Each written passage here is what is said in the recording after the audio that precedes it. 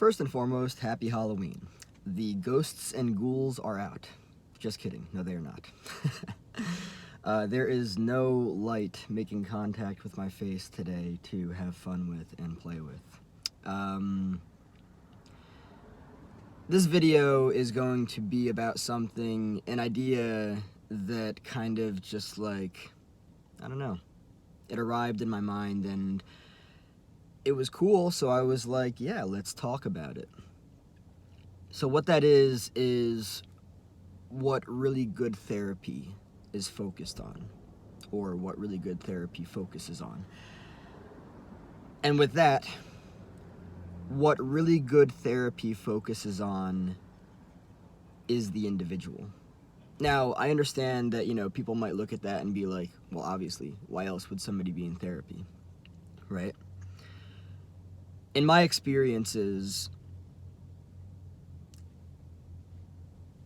what I have noticed is that whenever it comes to looking at myself, right, I have a tendency to pull the focus away from myself and focus more on society and where society is at and what society is doing. A popular theme could be like, it's 2023, I should be this way or I should be that way, or I should be doing this way because that's the way that other people do it, or that way because that's focusing externally, right? One of the most important aspects of this subject, and it's actually very simple. There's something that happens early on in a person's life, in childhood.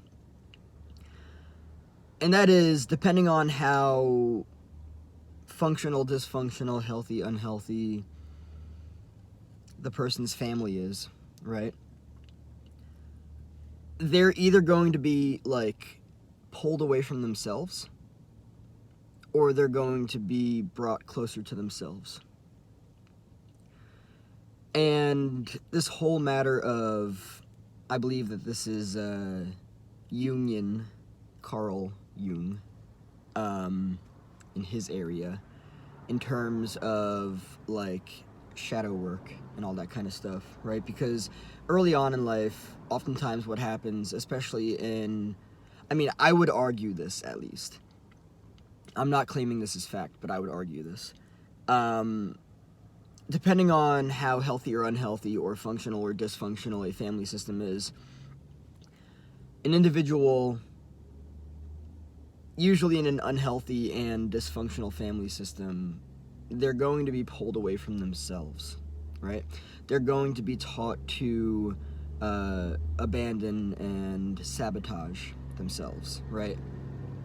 Because the parents think that the child needs to be this way or that way rather than accepting the child for who they are, right? And so this is kind of where like fragmentation and shadow work comes into play, because people early on in childhood sometimes abandon who they are, even if it's not like unhealthy, like the aspects of themselves that who they are, just family just doesn't approve of it, right? So then there's that. And then later on, hopefully they learn about, Carl Jung and shadow work and all that stuff. And have the ability to step outside of the whole matter of splitting good or bad. Because it's really the interesting thing, because early on in childhood, what happens is they kind of learn this idea of good and bad. Oh, that part of me is good, but that other part of me is bad. No. Unless, it's actually, exceedingly unhealthy, right? Most things, it has to do with how a person expresses themselves that, a member of the family just doesn't approve of, and it leads to all that kind of stuff. But, yes, really good therapy focuses on the individual, not only the individual, but bringing the individual back to themselves, right? So, it's kind of like the individual pulls the focus away from themselves. Well, how would people in society do it? How should I be doing it now in 2023? Instead, focusing more... Now, there are many layers that need to be kind of, lifted back for this, right? A person really needs to understand that there were many layers of conditioning that took place through their upbringing, right? That really kind of like taught them to abandon themselves. Now, by the way, I need to make this clear too, because it's really important to see splitting for what it is. All or nothing thinking, good or bad, it's binary, right? It's either this or that. You can't have both. And so, like, some things are seen some things are seen as bad when they're really not bad. Like, for instance, traditionally, how a person expresses themselves might become unacceptable if the tradition is, like, conservative or against that for whatever reason, right? A person needs to be allowed to just be themselves. Of course, within reasonable means of health versus unhealth. And when I say health, I really mean, as long as the person is healthy. The way that a person dresses is a person's boundary, right? That's a form of expression. That is healthy, right? Now, I suppose that there are ways that a person could dress that might turn heads in more of a concerning way. I don't know, but people have been pulled so far away from themselves, especially in family systems that are unhealthy and dysfunctional, right? That create a specific role for that person to play, right? And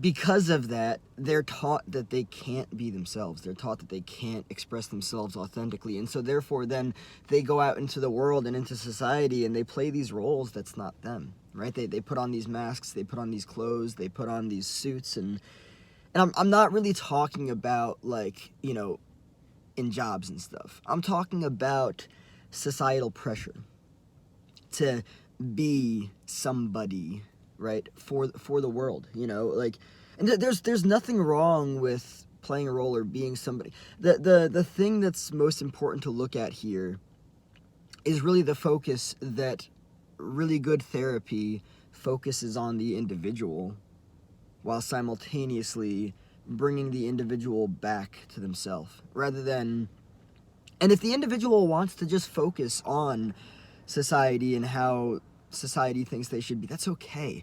This is really foundationally and fundamentally based around what the individual actually wants.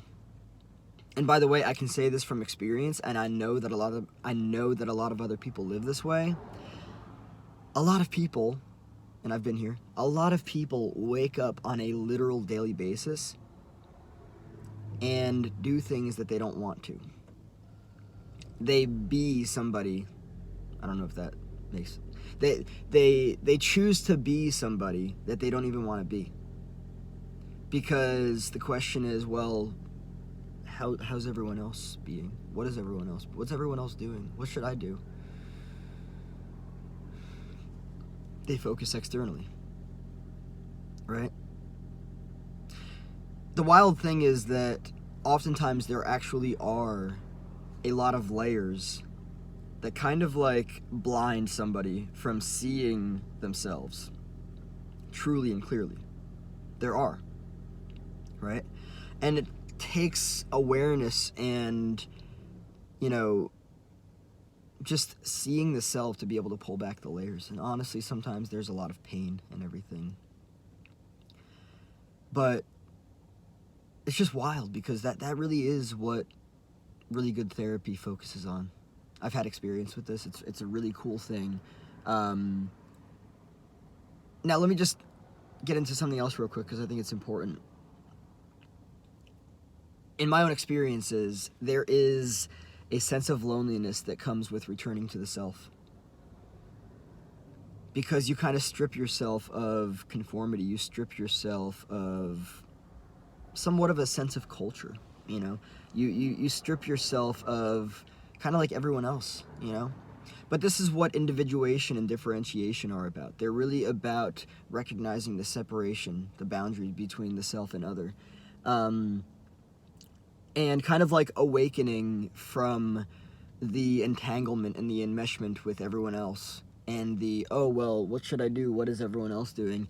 It can be very lonely, because when a human being is trained to be like everyone else, to actually discover or rediscover themselves can be quite different, to say the very least. It can be kind of strange, because it's like stepping into unknown territory that you've never been in.